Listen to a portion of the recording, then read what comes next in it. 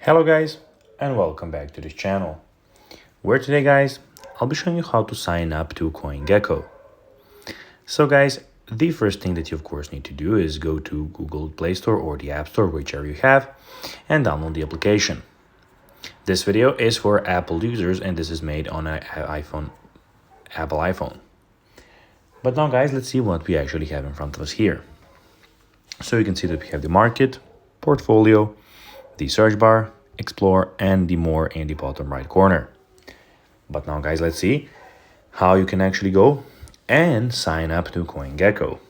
So it is pretty easy and you just need to go and follow these few steps. Firstly, click on the bottom right corner on the more. Then here you have sign up and login options. Since we didn't sign up, we can't log in, and we want to go and sign up, click on the first option, which is sign up. After that, click on the email.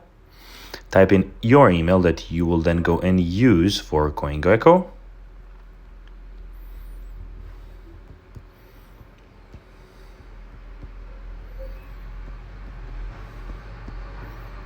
After that, put in your password. You have the password requirements here. And click create account. Then put it in your human.